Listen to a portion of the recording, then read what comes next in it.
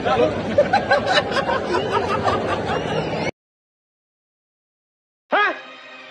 आज तुम बीच में पड़ गए, लेकिन कल कल वो उसे दोबारा मारेंगे तो फिर मारूंगा, मैं फिर मारूंगा उन्हें।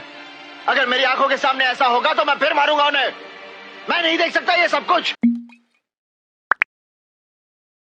Hello and welcome to 3B sports, মানে ব্যাট বল বাঙালি। সকল বাঙালিদের শুভ সপ্তমী এবং শুভ মহাসপ্তমী। সবাই খুব ভালো করে দুর্গাপুজো সেলিব্রেট করুন, এবং আর এর থেকে ভালো কী রিজন হতে পারে দুর্গাপুজো সেলিব্রেট করার, ভালো করে খুশিতে। ইন্ডিয়া কাল যেটা করেছে, আমাদের টিম কাল যেটা করেছে, সেটা নিয়ে আমি মানে এত বেশি প্রাউড, সেটা আমার মানে বলে বোঝানো যাবে না। প্রথম কথা, আমরা ম্যাচ জিতেছি কিন্তু আমরা ট্রফি নিইনি। আমরা ম্যাচ জিতে ট্রফি নিইনি। এবার অনেকে বলছে এটা বোকামো, এটা চাইল্ডিশ, এটা আমরা কেন নেব ট্রফি? আমি কেন নেব তার থেকে ট্রফি? যে পাকিস্তানের আর্মির সাথে ক্লোজ রিলেশন রাখে, আমরা সেই লোকটার সাথে কেন নেব ট্রফি? তো অবভিয়াস ব্যাপার যে তার থেকে আমরা ট্রফি নিইনি, এবং সে তারপর থেকে ট্রফি দেয়ও নি। এনিওয়ে, সেটা আলাদা ব্যাপার যে সে ট্রফি নিয়ে পালিয়ে গেছে। আমি ভীষণ হ্যাপি যে আমার টিম যেভাবে পারফর্ম করেছে, দেন যে স্টেটমেন্টগুলো দেওয়া হয়েছে সেগুলো নিয়ে আমি বিশাল হ্যাপি। বিকজ দেখুন, আমি একটা কথা বলেছিলাম যে যা যা স্টেটমেন্ট বা যা যা হ্যান্ডশেক, যা যা জিনিসপত্র আমরা করছি, এগুলো আমাদের ওপর ডেফিনেটলি একটা ব্যাকফায়ার করার চান্স আছে। বিকজ আমরা ম্যাচ হারতে পারি না। বিকজ পাকিস্তানের থেকে কেউ এক্সপেক্ট করছে না যে সে ইন্ডিয়াকে হারাবে। বাট ইন্ডিয়া যদি পাকিস্তানের কাছে হেরে যায়, তাহলে বিশালভাবে ন্যারেটিভটাকে চেঞ্জ করা হবে এবং বিশালভাবে এরকম দেখানো হবে না জানি কী না কী হয়ে গেছে। ঠিক আছে? তো আমি অবাক হইনি যে এই ম্যাচটা ফাঁসবে। বাস অবাক তখন হতাম যদি ইন্ডিয়া হেরে যেত। বিকজ আমি কনফিডেন্ট ছিলাম যে লাস্ট ওভার অবধিও যায়, যদি লাস্ট অবধিও যায়, তাও ইন্ডিয়াই জিতবে। বিকজ আমাদের কাছে সেই ফায়ার পাওয়ারটা আছে, সেই ব্যাটিং পাওয়ারটা আছে, সেই সব কিছু আছে যাই টিমের দরকার। বাস আমাদেরকে নিজেদেরকে কালেক্ট করতে হবে, মানে ইমোশনে যাতে আমরা ড্রিভেন না হয়ে যাই সেটা দেখতে হবে। এবং ডেফিনেটলি আমরা যা যা স্টেটমেন্ট দিয়েছি, যা যা হ্যান্ডশেক হয়নি বা হোয়াট এভার যা যা আমাদের প্লেয়াররা করেছে, সেগুলোর প্রবলেম বা সেগুলো ব্যাকফায়ার করেছে। এবং সেটার জন্যই ইন্ডিয়ার টিম আজকে শুরুতে, মানে যখন সেকেন্ড ইনিংস শুরু হলো, তখন অতটা আনসেটেলড লাগছিল। ইভেন যখন বোলিংয়েও ফার্স্টের দিকে আমরা একটু বেশি রান কনজিভ করে দিয়েছিলাম, বেশি নয়, 8.5 ওপর দিয়ে রান যাচ্ছিলো তখন। 107 ছিল 12 ওভারে, অ্যান্ড তখন মনে হচ্ছিলো যে পাকিস্তান 180 করবে। তো তখনও একটু আমি দেখতে পাচ্ছিলাম যে কোথাও না কোথাও এক্সট্রা প্রেশার আমাদের টিম নিয়ে নিচ্ছে। বাট সেই জিনিসটাকে আমরা কিন্তু বাড়তে দিইনি, কারণ সবাই চ্যাম্পিয়ন বোলার, সবাই চ্যাম্পিয়ন প্লেয়ার। সো অবভিয়াস ব্যাপার যে এরা এত সহজে ভেঙে পড়বে না। একটু সুযোগ পেলেও না, তারা সেই জিনিসটাকে আরামসে ইউজ করে বেরিয়ে যাবে। Actually I am very proud of my team, কারণ অন দ্য ফিল্ড তো আমরা অনেক বছর ধরে অনেক কিছু করে আসছি। কোহলি বলুন, রোহিত বলুন, এরা প্রত্যেকে অন দ্য ফিল্ডে ফুঁড়ে রেখে দিয়েছে। একবার কি 2021 হেরে গেছিলো, সেইটা নিয়ে এরা কান ঝালাপালা করে দেয়। একবার 2017, একবার 2021, এই দুটোই ওদের কাছে দেখানোর মতো আছে, এবং এটা ওরা দেখিয়ে কান ঝালাপালা করে দেবে। বাট আমাদের কাছে এত ভর্তি ম্যাচেস আছে যেখানে আমরা ওদেরকে হাম্বল করেছি। তো স্বাভাবিক ব্যাপার, মানে এটাই হচ্ছে ব্যাপার। তো অফ দ্য ফিল্ড গিয়ে ওদের ভেতরে ঢুকে যে খুন্নাস হয় না, সেটাকে চাগানোটাতে আলাদাই এরা মজা ছিল। আমি সত্যি বলছি, আমি বলছি বিরাট কোহলি বা রোহিত শর্মা থাকলে এরা এটা করতো না। Because they are very respectful, they are very good, এবং তারা যত যাই করুক তারা এভাবে করে। বাট কারেন্টলি যে সিচুয়েশানটা হয়েছিল না before this tournament, and of course যা হয়েছে মে মাস থেকে, তারপর না ওই রকমভাবে বিহেভ করা আমাদের হতোই না। মানে আমরা পারতাম না ওরকমভাবে বিহেভ করতে, টু বি অনেস্ট। সো আমরা যেভাবে স্টেটমেন্ট রেখেছি, যেভাবে সূর্যা এগিয়েছে, যেভাবে সূর্যা প্রত্যেকটা প্রেস কনফারেন্সে একটা জিনিস সামনে আনতে চেয়েছে যে ইন্ডিয়ার পাকিস্তানের কোনো কম্পিটিশান নেই, and I am very happy with that. এবং আমরা আমাদের যে আর্মি আছে তাদের সাথে আছি। আমরা ম্যাচ খেলছি, বাট আমরা আর্মিকে ডিসরেসপেক্ট করছি না, না আমাদের ভিকটিমসদের ডিসরেসপেক্ট করছি। তো এই মেসেজটা ক্লিয়ার করা খুব দরকার ছিল, কারণ কন্টিনিউয়াসলি এটা বলা হচ্ছিল যে কেন ইন্ডিয়ান প্লেয়াররা ম্যাচ খেলছে। আমার কোনো যায় আসে না বিসিসিআই কী করছে অর অন্য কোনো বডি কী করছে। আমার প্রবলেম ছিল আমার প্লেয়ারদের এগেনস্টে কথা হবে কেন। আমার প্লেয়াররা যদি আজকে বয়কট করে নিজেরা, যেটা অনেকে বলছে ইন্ডিয়ান লেজেন্ডসরা তো করেছিল, ভাই ইন্ডিয়ান লেজেন্ডসদের কোনো ওরকম ভয় নেই। দে আর নট, তাদের লাইফ কেরিয়ার এর মধ্যে স্টেকে নেই, এদের আছে। এরা ইন ফিউচার হয়তো বিসিসিআইয়ের এগেনস্টে গেলে এরা ইন ফিউচার আইপিএল খেলতে পারবে না, অ্যাটলিস্ট আইপিএলের মতো জায়গাতেও চান্স পাবে না। সেই রকম পাওয়ার আছে। এরা বিরাট কোহলি, রোহিত শর্মা নয়। তিলক ভার্মা বড় প্লেয়ার হতে পারে, but still he is not a brand. সূর্যাও বড় প্লেয়ার হতে পারে, বাট নয়। হার্দিকও হতে পারে, বাট এদের প্রত্যেককে কখনো কখনো ব্যাক ক্ল্যাশ খেতে হয়েছে, হার্দিককে বেশি করে। হার্দিক খুব ভালো করে জানে যে বিসিসিআইয়ের এগেনস্টে গেলে কী হতে পারে। সো আমি তো 100বার বলছি, আমি বিসিসিআইকে ডিফেন্ড করার জন্য এখানে বসে নিই, আমি ডিফেন্ড করার জন্য বসে আছি আমার টিমকে, আমার টিমের প্লেয়ারদেরকে, এবং তারা যেভাবে এই জিনিসটাকে হ্যান্ডেল করেছে, যেভাবে ন্যারেটিভটাকে চেঞ্জ করেছে, যে see we are not playing against our Indian army, we are playing for them. এবং ভিডিও উঠে এসছে যেখানে আর্মিরা এটাকে সেলিব্রেট করছে, বিকজ চিরকাল না একটা হিস্ট্রি রয়েছে যে আর্মিরা আমাদের ক্রিকেটটাকে দেখে এবং ক্রিকেটটাকে সেলিব্রেট করে, এবং তাদের কাছে এটা ক্রিকেট নয় যে কোনো স্পোর্টসকে সেলিব্রেট করে। এবং এটা না প্রত্যেকটা এরকম আর্মি বলো বা যে কোনো জায়গায় বলো, স্পোর্টসম্যানশিপ সবসময় থাকে যে ইয়ার আমাদেরও স্পোর্টসেও জিততে হবে, বিকজ স্পোর্টস যাদের লাগে যে এটা শুধু এন্টারটেনমেন্টের জন্য, ইয়েস এটা এন্টারটেনমেন্টের জন্য, but it is not just about the entertainment, আমার যেটা মনে হয়। আমার মনে হয় এর সাথে অনেক ইমোশনস, অনেক ফিলিং জড়িয়ে থাকে, এবং যেটা এন্টারটেনমেন্টের থেকে অনেক বেশি বাড়িয়ে দেয়। এটা একটা মুভি নয় যেটা তুমি দেখে নিয়ে তারপর বেলায় হ্যাঁ হ্যাঁ ঠিক আছে ভালো বেরিয়ে গেলাম। স্পোর্টস থেকে যায় আমাদের সাথে, যারা স্পোর্টস নিয়ে স্পোর্টস লাভার হয়।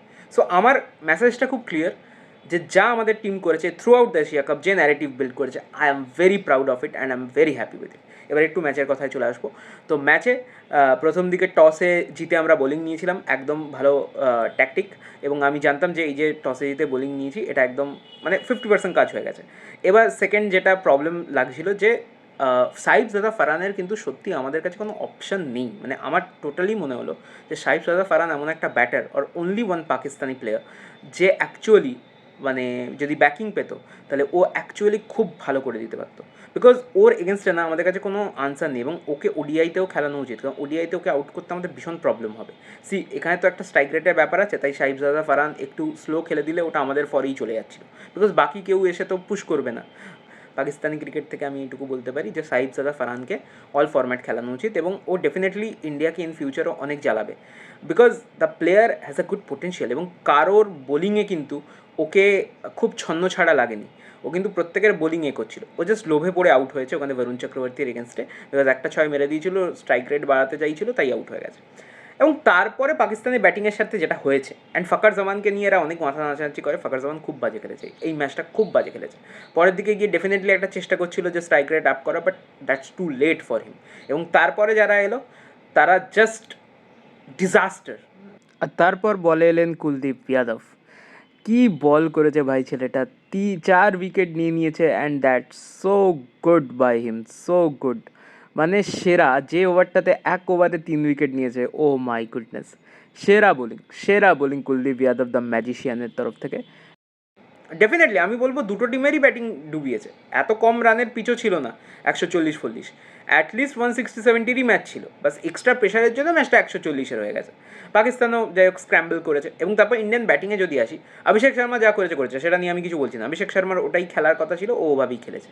বাট গিলকে নিয়ে না আমার সিরিয়াসলি প্রবলেম আছে ইয়ার, তুমি প্রিন্স, তুমি এই তুমি সেই, আমি তোমাকে 100 বার মানি, টেস্টে খুব ভালো করেছো, বাট প্লিজ কন্টিনিউ করো সেটা, তোমাকে এভরি চান্স যেটা তুমি পাবে না সেখানেই তোমাকে পারফর্ম করতে হবে, বিকজ আমরা ততটাই রিলাই করি, তোমার ওপর ততটাই ইনভেস্ট করা হয়ে গেছে যে তোমাকে ততটা করতে হবে।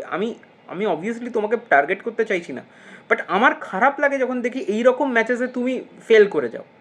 দেন যদি আমি সঞ্জু স্যামসনের কথা বলি, ভাই আমি সঞ্জু স্যামসনকে নিয়ে আলাদা একটা ভিডিও বানাতে চাই। যাই হোক ছেলেটা চেষ্টা করেছিল, কিছুটা ধরে রেখেছিলো, বাট যে জায়গায় ও ছেড়ে দিয়ে গেছিলো না, ট্রিকি হয়ে যাচ্ছিলো, খুব ট্রিকি হয়ে যাচ্ছিলো। অ্যান্ড সূর্যা ভাই কি, মানে আমি সত্যি বলছি যে অফ দ্য ফিল্ড তুমি যা করছো তার সাথে আমি সহমত আছি, কিন্তু এই অন দ্য ফিল্ড খালি এরকম করা ছাড়া আমার আর কোনো কাজ দেখতে পাচ্ছি না আমি তোমার। ভাই সিরিয়াসলি বলছি, আমি তোমাকে খুব পছন্দ করি, ফ্রম দ্য আইপিএলে যখন থেকে তুমি ফাটাতে শুরু করেছো, আমি তবে থেকে তোমার জন্য রুট করতে শুরু করেছি। ভাই ফর্মে এসে যাও, নাহলে তুমি আমাদের সবথেকে বড়ো হেডেক। তোমার জায়গায় সঞ্জুকে খেলিয়ে দেওয়া বেটার, তুমি 5-এ নেমে যাও, বরং অ্যাটলিস্ট লাস্টে নেমে এসে মারতে গিয়ে কয়েকটা রান তো করে দিতে পারবে।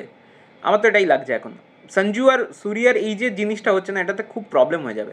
And then came the clutch god Shivam Dube. ভাই শিবম দুবে ভাই চেন্নাইয়ান ব্লাড, কী খেলেছে ছেলেটা, মানে সত্যি আমি এতটা এক্সপেক্ট করিনি। আমি ভাবছিলাম যে হয়তো প্রেশারে করে দেবে, বাট সামথিং আলাদা মাইন্ডসেট নিয়ে নেবে। এবং ও না যবে থেকে আছে টিমে, আমরা তবে থেকে একটা ম্যাচও হারিনি। আই থিঙ্ক 30-এর ওপর ম্যাচ হয়ে গেছে, আমি ডেটা দিয়ে দেবো, বাট 30-এর ওপর ম্যাচ হয়ে গেছে, অ্যান্ড আমরা হারিনি শিবম দুবেকে ছাড়া। এবং শিবম দুবে সেটা দেখিয়ে দিয়েছে, হোয়াট আ ক্লাচ প্লেয়ার, মানে এত ভালোভাবে আবরারকে একটা 6 মারলো। Then the 6 against the Haris Rauf, oh my god, that was the turning point I guess. মানে ওই শটটা যদি না মারতো তাহলে রানটা খুব চেপে যেত এবং হ্যারি শ্রফকে টার্গেট করতে হতো। হ্যারি শ্রফ বাজে বোলিং করেছে, সেটা নিয়ে তো কোনো ডাউট নেই, বাট ওকে যে মেরেছে না সেটা দারুণ, মানে ওই যে তৈরি হয়ে থাকা লো ফুল টস আসবে আর আমি মারবো, ইজি হয় না সব সময় এরকম সিচুয়েশানে, but the man has a power and just punch it. আর যেটাতে ও আউট হলো শাহিন শাহ আফ্রিদির কেসে, সেখানে ও কিন্তু নিজের পাওয়ার দিয়ে অলমোস্ট টপকে দিয়েছিল, বাট ঠিক আছে ওটা করা যেত না, একটু অ্যান্টিসিপেট করে সাইডে সরে গিয়ে মারলে হয়ে যেত, বাট যাই হোক ও করেনি। আমি তো বুঝতেও পারিনি অ্যান্টিসিপেট না করার কী ছিল, অফ স্টাম্পেই করে যাচ্ছিলো কন্টিনিউয়াসলি বল। অ্যান্ড এবার তাকে নিয়ে কথা বলতে হবে যার নাম তিলক ভার্মা। তো আমি যেটা শুনেছি যে 6ই সেপ্টেম্বর একটা মিডিয়া ট্রায়ালে সবাইকে বলা হয়েছিল যে সবাই নিজেদের একটা কিছু ম্যানিফেস্ট করো যে এশিয়া কাপে তোমরা কী করতে চাও। সেখানে তিলক ভার্মা বলেছিল যে আমি উইনিং স্কোর মারতে চাই, আমি ম্যাচ জেতাতে চাই, উইনিং স্কোর মারতে চাই না, আমি ফাইনালে পারফর্ম করতে চাই এবং ইন্ডিয়াকে এশিয়া কাপ জেতাতে চাই। ম্যান, সে সেটা করে দেখিয়ে দিয়েছে। 69 runs to our neighbours. Wow, I mean wow, what a player. এবং আমি পুরনো একটা ভিডিওতে বলেছিলাম যে বিরাট কোহলির জায়গা টি20তে তিলক ভার্মা নিতে পারে। আমি বিশ্বাস করি সেটা মনে প্রাণে, বিশ্বাস করতাম, এখনও করি, অ্যান্ড এবার তো আরও করবো। আমি ওই প্লেয়ারটাকে এতটা পছন্দ করি না যে আমি সবসময় চাইতাম যে তিলক ভার্মা যেন কোনোদিন কোনো লবিবাজির জন্য বাইরে না চলে যায়, বিকজ ওই প্লেয়ারটা না পারে, ওর গাটস আছে এরকম প্রেশার ম্যাচ, এবং 200 চেস করেছে, এমন নয় যে ও একটু লো স্ট্রাইক রেটে খেলে না। আজকে এই পিচটা ছিল, ও পিচের মতো করে খেলেছে, অ্যান্ড সো পারফেক্ট নক। মানে এই নকটা না লোককে দেখানো উচিত যে কী করে টি20তে অ্যাঙ্কারিং করতে হয়, যারা জানে না টি20তে কী করে অ্যাঙ্কারিং করতে হয় তাদের জন্য দেখানো উচিত যে কী করে নাম্বার 4-এ নেবে তোমাকে একটা ইনিংস অ্যাঙ্কার করে ফিনিশ করতে হয়। তো এটাই আমার বলার। I love Tilak Varma. And লাস্টে রিঙ্কু সিং উইনিং শট মেরেছিল, এবং গেস হোয়াট, রিঙ্কু সিংও এটাই ম্যানিফেস্ট করেছিল যে ও উইনিং রান মারবে, এবং ও মেরেছিল। আপনি ভাবুন, Rinku Singh through out the tournament সবাই জানতো রিঙ্কু সিং খেলবে না, রিঙ্কু সিং খেলেও নি, বাট সে খেললো লাস্ট ম্যাচে, এবং সেই ম্যাচে এসে ও উইনিং স্কোর মারলো পাকিস্তানের এগেনস্টে। আমার কিছু বলার নেই, মানে I was like it feels dreamy. এই এশিয়া কাপ ফাইনালটা, I don't give a shit about Asia Cup trophy. আমার দরকার ছিল যে ফাইনালে যখন পাকিস্তান এসে গেছে, make it 3-0, make it very clear, এবং বুমরার এই যে সেলিব্রেশনটা, too good, perfect, on the point, on the face, I am saying it. তো যাই হোক, তো আমি খুব খুশি যেভাবে ইন্ডিয়া টিম এটাকে হ্যান্ডেল করেছে। যতবার আসবে ততবার হারাবো, যতবার খেলবে ততবার হারাবো, আর ততবার পোস্ট ম্যাচে অপমান করে যাবো। 10টায় একটা ম্যাচ জিতবে তো জিতুক না, ডাজেন্ট কেয়ার, একটা ম্যাচ জিতে যা ইচ্ছা করে নাও। 9টা দিন social media, through out the day, through out the news media, all জায়গায় ইন্ডিয়ার উইনের কথা থাকবে। That's it. Asia cup final জিতে গেছি, ইন্ডিয়া ওয়েস্ট ইন্ডিজ সিরিজ আসছে, সেটা নিয়েও ভিডিও আসবে, এবং ওদের টিম সিলেকশন নিয়েও কথা হবে, অ্যান্ড খুব শিগগিরই আসছে। তো থ্যাংক ইউ, এটাকে ভালো করে লাইক শেয়ার করবেন, ভালো করে সাবস্ক্রাইব করবেন। আমার team as a cricket fan and as a Indian Patriot আমি ভীষণ খুশি যেভাবে আমার টিম রিপ্লাই দিয়েছে, যেভাবে আমার টিম প্রত্যেকটা মুহূর্তে বুঝিয়ে দিয়েছে they are best and they are at the top, the top, the top.